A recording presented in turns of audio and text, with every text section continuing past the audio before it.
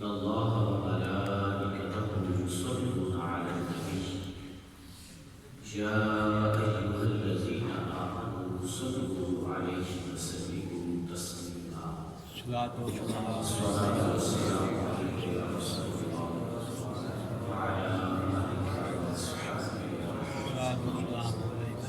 الصلاة والسلام عليك يا نبي الله وعلى آلك وأصحابك يا رسول الله. معزز و محترم سامعین کرام، آج ماہ رمضان کی 9 تاریخ ہے اور آج کی ہماری گفتگو کا موضوع ہے احترام مسلم۔ جی ہاں، ہمارا پیارا دین ہمیں ہر مسلمان کی عزت اور احترام کرنے کا حکم دیتا ہے۔ اگر وہ ہم سے چھوٹا ہے تو اسلام نے حکم دیا کہ اپنے چھوٹوں پر شفقت کرے، اگر وہ ہم سے بڑا ہے تو اسلام نے حکم دیا کہ اپنے بڑوں کی تعظیم و توقیر کرے۔ یہاں تک کہ رسول اللہ صلی اللہ علیہ وسلم نے ارشاد فرمایا، من لم یرحم صغیرنا ولم یوقر کبیرنا فلیس منا۔ فرمایا جب ہم میں سے چھوٹوں پر شفقت نہ کرے اور جو بڑوں کی تعظیم نہ کرے وہ ہم میں سے نہیں۔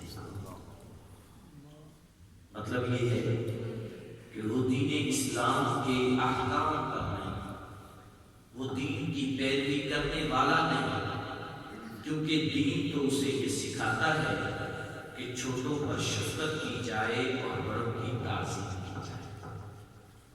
پھر دین کا جو ہمارا اخوت والا دائرہ کار ہے، اس کے تحت رہتے ہوئے ہم میں سے ہر مسلمان دوسرے مسلمان کا بھائی ہے اور ہر ایک کو چاہیے کہ وہ دوسرے کے متعلق اچھا ہی سوچے، اس کے متعلق اچھا ہی گمان کرے اور اس کے ساتھ اچھا ہی برتاؤ کرے، اور ہر ایک کی عزت و تعظیم ہمارے لیے ضروری ہے۔ اسی کا نام احترام مسلم ہے۔ نبی کریم صلی اللہ تعالی علیہ وآلہ وسلم نے ایک مسلمان کی عزت، اس کا خون، اس کا مال اور اس کی جان کی توقیر بیان کرتے ہوئے خطبہ حجۃ الوداع میں ارشاد فرمایا، لوگوں جانتے ہو آج کون سا دن ہے؟ عرض کی جی ہاں ہم جانتے ہیں، آج 9 ذو الحجہ یوم عرفہ ہے۔ جانتے ہو کون سا مہینہ ہے؟ عرض کی جی ہم جانتے ہیں یہ مہینہ عظمت والا ہے، حرمت والے مہینوں میں شامل ہے، یعنی یہ ذو الحجہ ہے۔ فرمایا جانتے ہو یہ کون سی جگہ ہے؟ عرض کی جی ہم جانتے ہیں یہ میدان عرفات ہے۔ تو رسول اللہ صلی اللہ علیہ وسلم نے ارشاد فرمایا، جس طرح آج کے دن، آج کی جگہ اور آج کے مہینے کا احترام ہے، تم میں سے ہر مسلمان کا بھی دوسرے پر ایسے ہی ہے۔ پھر فرمایا کسی مسلمان کی عزت، کسی مسلمان کا خون، کسی مسلمان کا مال تمہارے لیے حلال نہیں ہے، بلکہ اس کی عزت کی حفاظت کرنا بھی تمہارے ذمہ ہے، اس کے مال کی حفاظت تمہارے ذمہ ہے، اس کی جان کی حفاظت تمہارے ذمہ ہے۔ اور دوسرے مقام پر نبی رحمت صلی اللہ تعالی علیہ وآلہ وسلم ارشاد فرماتے ہیں، المسلم من سلم المسلمون من لسانہ ویدہ۔ فرمایا مسلمان ہے ہی وہ جس کے ہاتھ اور اس کی زبان سے دوسرا مسلمان محفوظ ہو، ہاتھ سے بھی محفوظ ہو اور زبان سے بھی محفوظ ہو۔ نہ ہاتھ سے کسی مسلمان کو تکلیف دینے کی اجازت ہے اور نہ زبان سے اسے برا بھلا کہنے کی اجازت ہے۔ اور قرآن کریم نے سورہ حجرات کے اندر ہماری اخوت کو بیان کرتے ہوئے اللہ رب العالمین ارشاد فرماتا ہے، ان انما المؤمنون اخوہ، مومن تو فقط آپس میں بھائی بھائی ہیں۔ فاصلحوا بین اخویکم، پس تم اپنے بھائیوں کے درمیان صلح کرا دو۔ یعنی جب مسلمانوں کے درمیان کسی معاملے میں اختلاف ہو جائے تو تیسرے بندے کو چاہیے کہ وہ لڑائی کو بھڑکائے نہ، وہ ہوا نہ دے، بلکہ اسے چاہیے کہ وہ ان کے درمیان صلح کروا دے۔ واتقوا اللہ، اللہ سے ڈرو، لعلکم ترحمون، تاکہ تم پر رحم کیا جائے۔ میرے آقا علیہ الصلوۃ والسلام اسی اخوت اور بھائی چارے کو بیان کرتے ہوئے ایک اور مقام پر فرماتے ہیں، مسلمان مسلمان کا بھائی ہے، نہ اس پر ظلم کرے، نہ اسے رسوا کرے، اور جب اسے کوئی حاجت ہو تو اس کی حاجت کو پورا کرے، جب اس پر کوئی مصیبت آ جائے تو اس کی مصیبت کو دور کرے۔ اللہ تعالیٰ قیامت والے دن اس کی مصیبت کو دور فرمائے گا۔ اور فرمایا جو دنیا میں اپنے مسلمان بھائی کی پردہ پوشی کرے، اللہ قیامت والے دن اس کی پردہ پوشی فرمائے گا۔ آج ہماری صورتحال کیا ہے؟ عمومی طور پر مسلمان بھائیوں کا خیال رکھنا تو میں کہتا ہوں صرف آج کل حکایتیں ہی رہ گئی، بزرگوں کے واقعات ہی رہ گئے، ورنہ حقیقت تو یہ ہے کہ ہم سگے بھائی بھی آپس میں ایک دوسرے کا خیال نہیں کرتے، سگے بھائی بھی ایک دوسرے کے خون کے دشمن ہیں، مال کی وجہ سے ایک دوسرے کے دشمن ہیں، ایک دوسرے کی جان کے دشمن ہیں، اور کسی کو دوسرا اچھا لگتا ہی نہیں، پسند ہی نہیں آتا۔ کس قدر ضروری ہے کہ ہم آپس میں ایک دوسرے کا خیال رکھیں، کہ جو خیال نہیں رکھتا اس کے لیے کیا فرمایا؟ فرمایا جو مسلمان دوسرے مسلمان کا خیال نہیں کرتا، اس کے ساتھ تکلیف دے عمل کرتا ہے، اب ان لوگوں کی وعیدیں سنیں۔ نبی علیہ السلام ارشاد فرماتے ہیں، من آذا مسلما فکأنما آذانی، جس نے کسی مسلمان کو دکھ دیا گیا اس نے مجھے دکھ دیا۔ اللہ حضور اپنی طرف منسوخ کر رہے ہیں، جس نے کسی مسلمان کو تکلیف دی اس نے مجھے تکلیف دی۔ ومن آذانی فقد اذی اللہ، اور جس نے مجھے تکلیف دی وہ اللہ کو تکلیف دینے والا، وہ اللہ کو تکلیف دینے والا ہے۔ اور قرآن کریم میں اللہ کیا فرماتا ہے؟ ان الذین یؤذون اللہ ورسولہ، وہ لوگ جو اللہ اس کے رسول کو ایذا دینے کی کوشش کرتے ہیں، لعنہم اللہ فی الدنیا والآخرہ، اللہ کی ان لوگوں پر دنیا میں بھی لعنت ہے، آخرت میں بھی لعنت ہے۔ وأعد لهم عذابا مہینا، اور ان کے لیے دردناک عذاب تیار کیا گیا۔ ایک حدیث پاک میں فرمایا، چار لوگ ایسے ہیں جن کے بارے میں خطرہ ہے کہ کہیں مرتے وقت ان کا ایمان نہ چھین لیا جائے، برا خاتمہ نہ ہو جائے، کفر پر نہ مر جائے، مرتے وقت کہیں کلمہ نہ نصیب ہو۔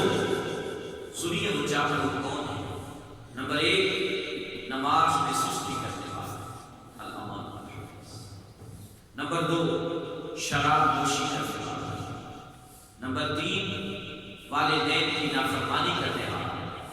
نمبر چار، مسلمانوں کو ستانے والا، مسلمانوں کو ستانے والا۔ اللہ اکبر، یہ چار لوگ ایسے ہیں جن کے متعلق خطرہ ہے کہ کہیں مرتے وقت ان کا ایمان نہ سلب کر دیا جائے۔ اور جو لوگ مسلمانوں کے ساتھ اچھا برتاؤ کرتے ہیں، اچھے سے پیش آتے ہیں، ان کے لیے برکتیں ہی برکتیں ہیں، فضیلتیں ہی فضیلتیں ہیں۔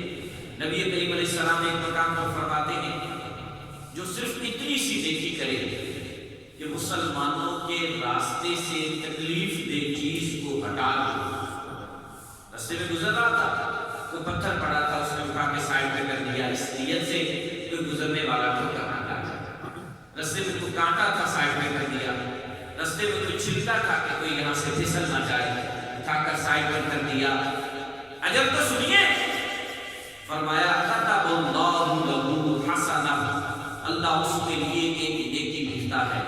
ومن کتب لہ حسنۃ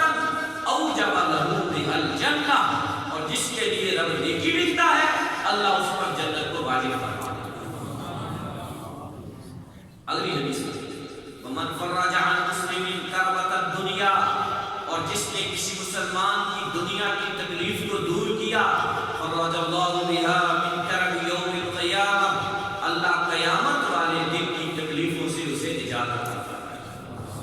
اور قیامت کی تکلیفیں الامان والحفیظ۔ ایک حدیث پاک میں فرمایا گیا، رسول اللہ فرماتے ہیں میں نے ایک شخص کو جنت میں ٹہلتے ہوئے دیکھا، پوچھا اس کا عمل کیا تھا؟ عرض کیا گیا اس نے راستے سے ایک درخت کو اس لیے کاٹ دیا کہ یہ گزرتے ہوئے مسلمانوں کو تکلیف دیتا ہے، یہی عمل رب کو پسند آ گیا، اللہ تعالیٰ نے اس کی بخشش۔ علامہ اسماعیل حقی رحمہ اللہ تعالیٰ نے روح البیان میں لکھا ہے کہ ایک بزرگ رحمۃ اللہ تعالیٰ علیہ جن کا نام ہے ابو منصور، انہوں نے 30 حج کیے اور بہت سارا صدقہ و خیرات بھی کرتے تھے۔ ان کے مرنے کے بعد انہوں نے کسی نے انہیں خواب میں دیکھا اور پوچھا ما فعل اللہ بک، اللہ نے آپ کے ساتھ کیا معاملہ فرمایا؟ تو ابو منصور کہنے لگے میرے رب نے مجھے بخش دیا۔ پوچھا سبب کیا بنا؟ عرض کی میری عبادات جب رب کی بارگاہ میں پیش ہوئی تو میرے مالک نے فرمایا تم نے 60 سال تک قیام کیا، رات کو جاگ کر عبادت کی، تم نے دن کو روزہ رکھا، مجھے وہ کچھ بھی قبول نہیں، تم نے 40 سال تک غزوات میں شرکت کی، مجھے وہ بھی قبول نہیں۔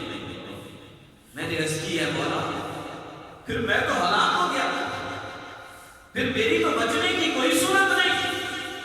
ارشاد فرمایا ہاں ایک عمل ہے کہ جس کی وجہ سے میں تجھے بخش دوں گا، اور وہ یہ ہے کہ تم نے ایک بار راستے سے کانٹا ہٹایا تھا، مجھے تیرا یہی عمل پسند۔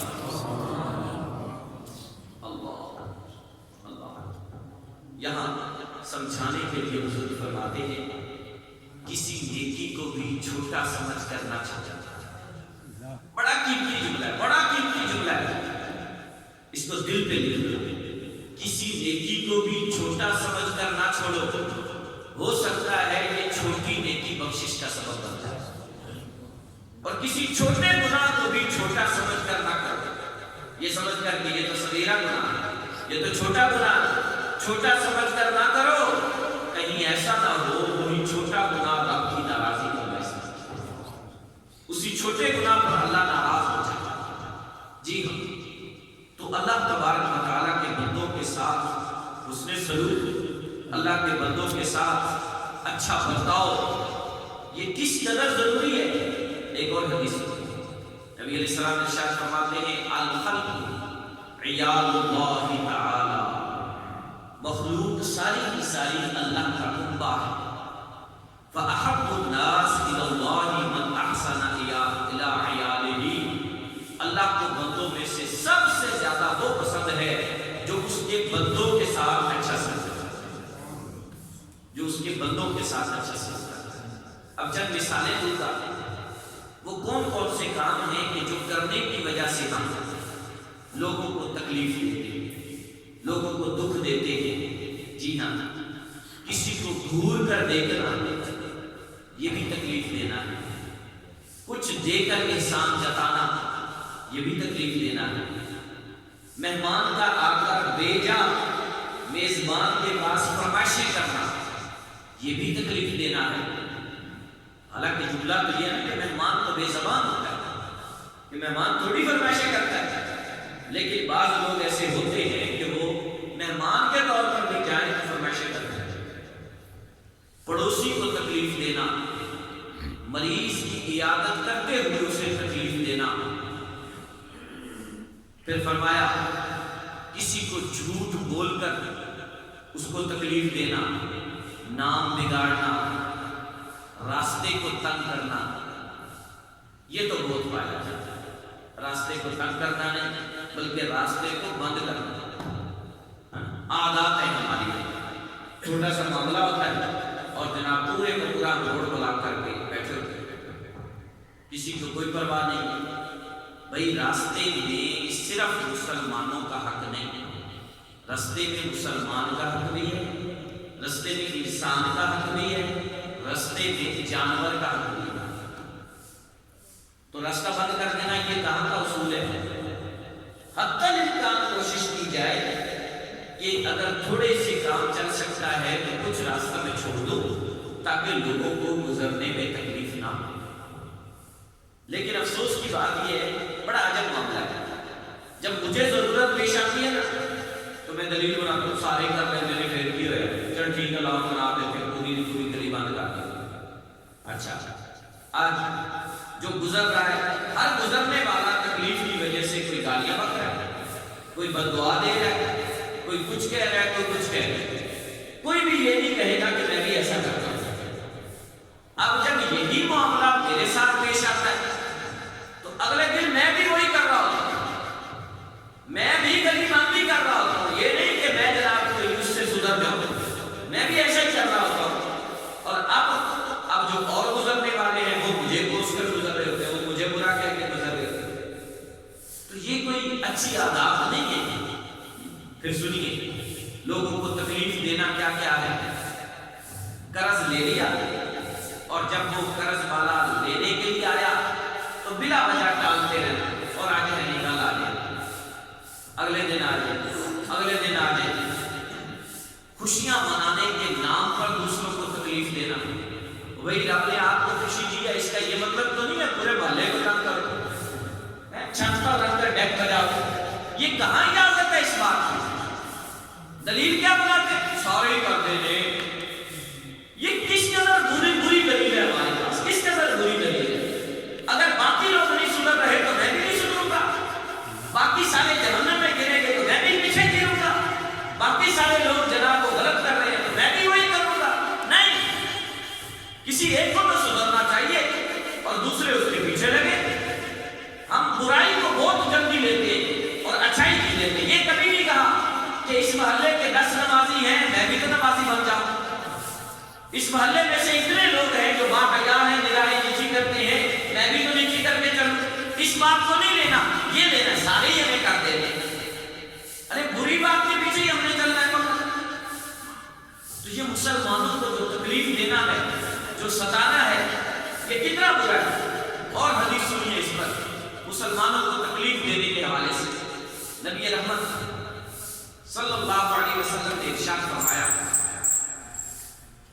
لوگوں بتاؤ تم میں سے مفلس کون ہے؟ مفلس کہتے ہیں غریب کو، نادار۔ غریب کون ہے؟ عرض کی جس کے پاس درہم نہیں، دینار نہیں، وہ غریب ہے۔ فرمایا نہیں، درہم و دینار نہیں تو وہ غریب نہیں۔ پوچھا کون ہے غریب اور مفلس؟ فرمایا غریب اور مفلس وہ ہے، سنو بڑے دھیان سے، قیامت والے دن آئے گا، نمازیں بھی ہوں گی، حج بھی کیا ہوگا، زکوٰۃ بھی دی ہوگی، روزے بھی رکھے ہوں گے، عبادتیں ساری کی ہوں گی، لیکن دنیا میں کسی کو تکلیف ہوگی۔ سنیے گا، غریب کون ہے؟ دنیا میں کسی کو برا ہوگا، دنیا میں کسی کو برا بھلا کہا ہوگا، دنیا میں کسی کو مارا ہوگا، کسی کو تکلیف دی ہوگی۔ جس کو تکلیف دی ہوگی وہ آ جائے گا اور آ کر رب کے حضور سوال کرے گا، مولا میرا اس کے ساتھ یہ معاملہ ہے، مجھے بدلنا چاہیے، مجھے بدلنا چاہیے۔ اس موقع پر بدلے میں کیا ملے گا پتہ ہے آپ کو؟ بدلے میں نیکیاں دی جائیں گی، دیکھیں رب اس نمازی، اس حاجی، اس زکات دینے والے، اس صدقہ دینے والے، اس روزے رکھنے والے کی نیکیاں ان لوگوں کو دینا شروع کر دے گا جن لوگوں کو دنیا میں تکلیف دی ہوگی۔ وہ نیکیاں لے جائیں گے، حتیٰ کہ یہ شخص جو نیکیاں لے کر آیا تھا، نمازی بھی تھا، روزے دار بھی تھا، سارا کچھ تھا، اب جب یہ دیکھے گا تو حدیث پاک کے الفاظ ہیں اس کے نامہ اعمال میں نیکیاں نہیں گئی، نیکیاں ساری لوگ لے جائیں گے لوگوں کو تکلیف دینے کی وجہ سے، اور اس وقت یہ ہاتھ پھلے گا، آئے افسوس میرے پاس تو کچھ بھی نہیں رہا۔ رسول اللہ فرماتے ہیں اگر مفلس دیکھنا ہے تو وہ شخص وہ ہے غریب اصل کہ جو نیکیاں لے کر آیا لیکن